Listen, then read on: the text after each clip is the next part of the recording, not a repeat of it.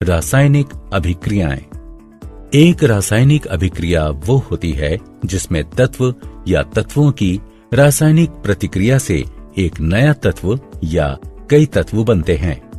ऐसे पदार्थ जो रासायनिक प्रतिक्रिया में भाग लेते हैं उन्हें अभिक्रिया यानी रिएक्टेंट्स कहा जाता है। जो नए पदार्थ बनाते हैं उन्हें उत्पाद कहा जाता है। लोहा और सल्फर रिएक्टेंट्स हैं और आयरन सल्फाइड उत्पाद है। जब चीनी को गर्म किया जाता है तो वो जल जाती है। चीनी में पानी के अणु कार्बन छोड़ जाते हैं। रासायनिक समीकरण लिखना।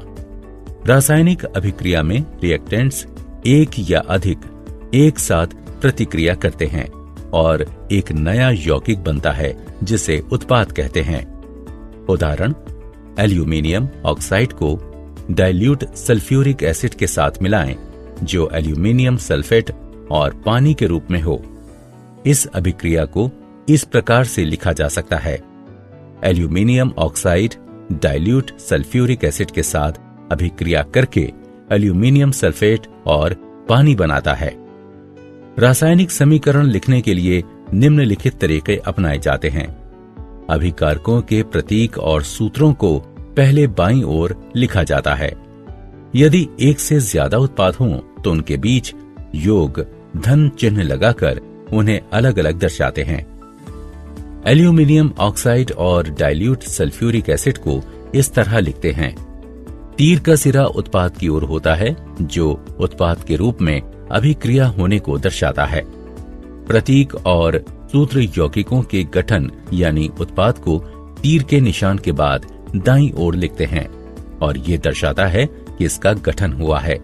यहाँ पर एक योग धन चिन्ह भी दो यौगिकों के बीच अलग अलग जगहों पर लगाया जाता है। संतुलित रासायनिक समीकरण। रासायनिक समीकरण द्रव्यमान के संरक्षण के नियम पर आधारित है।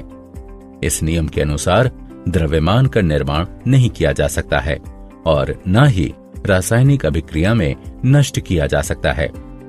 ऐसा सिर्फ तब संभव होता है जब हर परमाणु की कुल संख्या अभिकारक के बराबर हो, साथ ही समीकरण के उत्पादन जितनी हो। जिन समीकरणों में विभिन्न तत्वों के परमाणुओं की संख्या अभिक्रिया से बनने वाले उत्पादन जितनी परमाणुओं की संख्या हो तो उसे संतुलित समीकरण के रूप में जाना जाता है। संतुलित समीकरण। उपरोक्त समीकरण एक असंतुलित समीकरण है। इसमें सल्फर का सिर्फ एक परमाणु है जो अभिक्रिया की ओर है, जबकि उत्पाद की ओर सल्फर के 3 परमाणु हैं। अब यहाँ अभिकारक की ओर 6 हाइड्रोजन के परमाणु हैं और उत्पाद की ओर सिर्फ 2 हाइड्रोजन परमाणु हैं। उपरोक्त समीकरण में H2O अणुओं को 3 से गुणा करते हैं। समीकरण 2 अब बनता है इसमें। अब समीकरण में ऑक्सीजन परमाणु 15 हैं जो अभिकारक और उत्पाद की ओर हैं, इसलिए अंतिम समीकरण संतुलित है। रासायनिक अभिक्रियाओं के प्रकार। तत्वों और यौगिकों के मिश्रण से कई तरह के पदार्थ बनते हैं। लाखों यौगिक तत्वों या यौगिकों की रासायनिक अभिक्रियाओं से बनते हैं।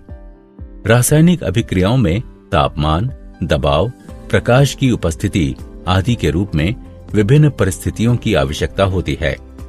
रासायनिक अभिक्रियाएं कई प्रकार की प्रणालियों में घटित होती हैं, जैसे कि मानव शरीर, पौधे, उद्योग, प्रकृति आदि। रासायनिक अभिक्रियाओं के 4 प्रकार होते हैं जो कि इस प्रकार हैं: संयोजन अभिक्रिया, अपघटन अभिक्रिया, विस्थापन अभिक्रिया, द्विविस्थापन अभिक्रिया। संयोजन अभिक्रिया। कुछ अभिक्रियाओं में नया द्रव्य मूल तत्व में मिलाया जाता है और तत्व द्रव्य में मिल जाता है। इस तरह की अभिक्रिया को संयोजन या संश्लेषण अभिक्रिया कहते हैं। संयोजन अभिक्रियाएं वो होती हैं जिनमें एक तत्व किसी दूसरे के साथ अभिक्रिया करके एक यौगिक बनाता है।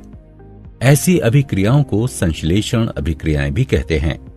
उदाहरणार्थ, हाइड्रोजन को ऑक्सीजन से मिलाने पर पानी बनता है। संयोजन अभिक्रियाएं। एक मैग्नीशियम रिबन लें और उस पर लौ की गर्मी दें।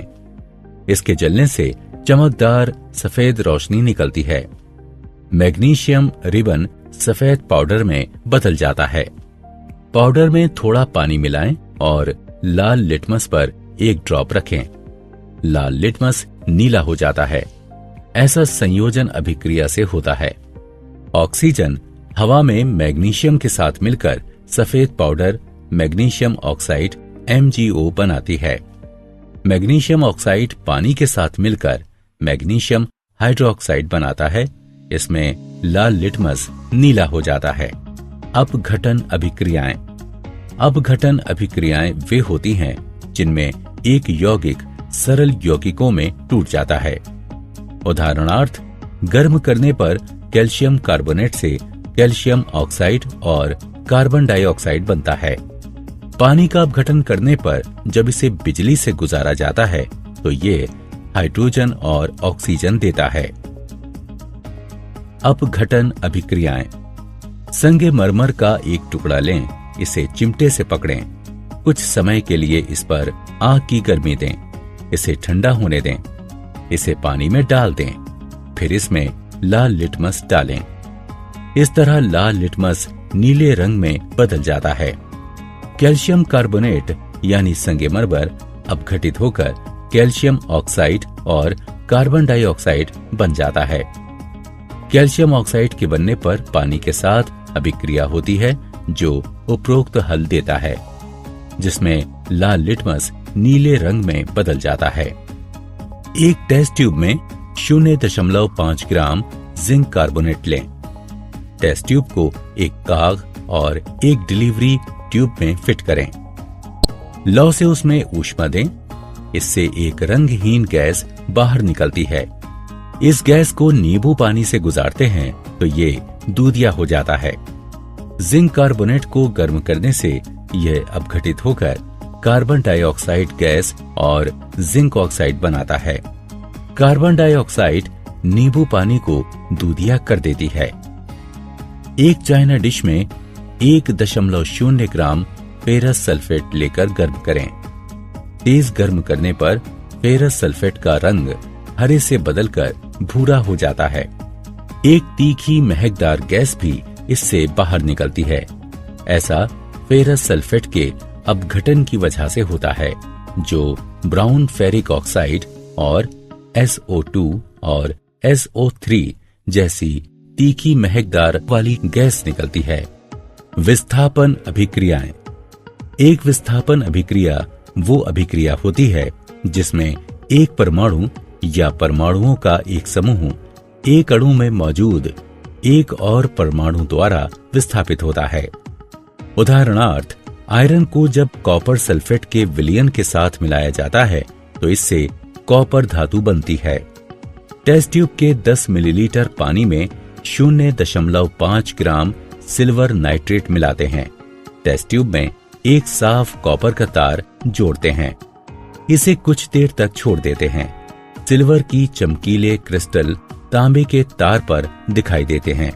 इससे विलयन का रंग नीला सा हो जाता है, जो कॉपर नाइट्रेट के रूप में होता है।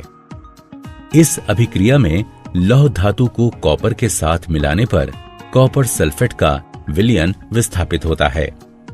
एक टेस्ट ट्यूब में कॉपर सल्फेट विलयन लेते हैं। कॉपर सल्फेट विलयन में लोहे की कील डालते हैं और इसे कुछ समय के लिए छोड़ देते हैं। कुछ समय के बाद विलयन का नीला रंग फेट्स और लाल रंग की कॉपर धातु कॉपर सल्फेट से विस्थापित हो जाती है। विस्थापन अभिक्रिया जो होती है। विस्थापन अभिक्रियाओं के कुछ अन्य उदाहरण हैं। द्विविस्थापन अभिक्रियाएं। द्विविस्थापन अभिक्रियाएं वे होती हैं जिनमें दो यौगिक आयनों को बदलकर दो नए यौगिक बनाते हैं। इन अभिक्रियाओं को पार्टनर एक्सचेंज अभिक्रिया के नाम से भी जानते हैं। ये अभिक्रियाएं आयनिक यौगिकों में होती हैं। उदाहरणार्थ, कॉपर सल्फेट और हाइड्रोजन की अभिक्रिया में सल्फाइड, कॉपर सल्फाइड और सल्फ्यूरिक एसिड बनते हैं। इस प्रकार कॉपर का पार्टनर बदलकर हाइड्रोजन सल्फाइड में हाइड्रोजन के पार्टनर के रूप में होता है। बेरियम क्लोराइड और सल्फ्यूरिक एसिड की अभिक्रिया से बेरियम सल्फेट बनता है, जो द्विविस्थापन अभिक्रिया है। निराकरण अभिक्रियाएं भी द्विविस्थापन अभिक्रियाएं होती हैं। रेडॉक्स अभिक्रियाएं। रेडॉक्स अभिक्रियाएं वे होती हैं जिसमें ऑक्सीकरण और इसकी कमी से एक ही समय में होती हैं। इन अभिक्रियाओं में एक पदार्थ में कमी होती है जबकि अन्य ऑक्सीडाइज्ड होता है। क्रियाकलाप। एक चाइना डिश लें और उसमें थोड़ा सा कॉपर पाउडर लेकर उसे गर्म करें। कॉपर पाउडर का क्या होता है? कॉपर पाउडर की सतह का रंग बदलकर काला हो जाता है। ऐसा ऑक्सीजन के कॉपर के साथ मिलने से होता है, जो कॉपर ऑक्साइड के रूप में बनती है। यदि हाइड्रोजन गैस इस गर्म सामग्री CuO से गुजारते हैं तो सतह पर ब्लैक कोटिंग बदलकर भूरी हो जाती है और फिर से ऐसा होने पर कॉपर प्राप्त होता है। क्यूपरिक ऑक्साइड यानी CuO बदलकर कॉपर बन जाता है। इस प्रकार क्यूपरिक ऑक्साइड से ऑक्सीजन निकल जाती है। ऑक्सीजन के हटने के बाद से इसकी कमी हो जाती है, जिससे क्यूपरिक ऑक्साइड कॉपर के रूप में होता है। क्यूपरिक ऑक्साइड से इस ऑक्सीजन को हाइड्रोजन हटाता है, इसलिए हाइड्रोजन कम करने वाला कारक है। इस प्रकार ऑक्सीकरण और कमी एक साथ होते हैं। उदाहरणार्थ, सोडियम को जब ऑक्सीडाइज्ड किया जाता है तो ये बदलकर Na+ हो जाता है। ऑक्सीकरण को ऑक्सीजन या हाइड्रोजन या इलेक्ट्रॉनों की एक पदार्थ से नुकसान या कमी के लाभ के रूप में परिभाषित किया जाता है। कमी या हाइड्रोजन या एक पदार्थ से इलेक्ट्रॉनों का लाभ ऑक्सीजन की कमी के लाभ के रूप में परिभाषित किया जाता है। जिंक ऑक्सीडाइज्ड होकर Zn2+ हो जाता है जब जिंक की एक छड़ को कॉपर सल्फेट के विलयन में डुबोया जाता है। इस अभिक्रिया में जिंक 2 इलेक्ट्रॉन खो देता है और Zn2+ हो जाता है। इस प्रकार जिंक ऑक्सीडाइज्ड हो जाता है। दूसरी ओर Cu2+ में 2 इलेक्ट्रॉनों की कमी हो जाती है, जिसे ये ग्रहण करता है और वो Cu हो जाता है। संक्षारण। आपने देखा होगा कि लोहे के बने पुराने गेट पर लालिमा युक्त भूरे रंग की परत चढ़ जाती है। लोहे की चीजों में लालिमा युक्त भूरा रंग एक जंग होता है। कुछ अन्य सामग्री में भी इसी तरह का जंग लगता है। चांदी पर काली परत और कॉपर पर हरे रंग की परत भी इसी तरह के उदाहरण हैं। जंग एक प्रक्रिया है जो धातुओं को धीरे धीरे बाहरी हवा, नमी या उनकी सतह के हिसाब से रासायनिक क्रिया की वजह से होती है। विकृत गंधिता। अगर एक धातु में अभिक्रियाशील होती है, इसकी सतह पर धीरे धीरे ऑक्सीजन और पानी यानी नमी की मार पड़ सकती है। धातु हवा में मौजूद ऑक्सीजन और पानी के वाष्प के साथ अभिक्रिया करके यौगिक बनाता है। इन यौगिकों के बनने से धातु की सतह पर असर होता है। इससे धातु की सतह कमजोर हो जाती है। धातु की सतह पर यौगिकों के बनने से धीरे धीरे उसकी सतह और कमजोर हो जाती है और फिर हवा और पानी की वजह से इसे नुकसान होता है। यह प्रक्रिया आगे भी चलती रहती है। इस तरह हवा और पानी धीरे धीरे पूरी धातु को ही नष्ट कर देते हैं। जब हम खाद्य सामग्री, वसा या तेल को लंबे समय तक रखते हैं तो ये वक्रित गंधी हो जाते हैं और एक समय के बाद इसके दुर्गंध और स्वाद बदल जाते हैं। ऐसा खाद्य सामग्री के बासी हो जाने की वजह से होता है। विकृत गंधिता वसा युक्त और तैलीय चीजों में हाइड्रोलिसिस उपचयन से होता है। एंटीऑक्सीडेंट्स को खाद्य सामग्री में अक्सर मिलाया जाता है, जिससे विकृत गंधिता का विकास उसमें ना हो सके। प्राकृतिक एंटीऑक्सीडेंट्स में शामिल है polyphenols, ascorbic acid, tocopherols. Synthetic antioxidants हैं बटिलेटेड हाइड्रोक्सी एनीसोल और बटिलेटेड हाइड्रोक्सी टोल्यूनी। विकृत गंधिता को कुछ हद तक रोका जा सकता है। खाद्य सामग्री को रेफ्रिजरेटर में रखकर, खाद्य सामग्री को सूर्य की रोशनी से बचाकर और एयर टाइट कंटेनर में, खाद्य सामग्री के पैकिंग में नाइट्रोजन भरकर। नाइट्रोजन गैस खाद्य सामग्री को ऑक्सीकरण से बचाती है और इस तरह उसमें दुर्गंध नहीं आती।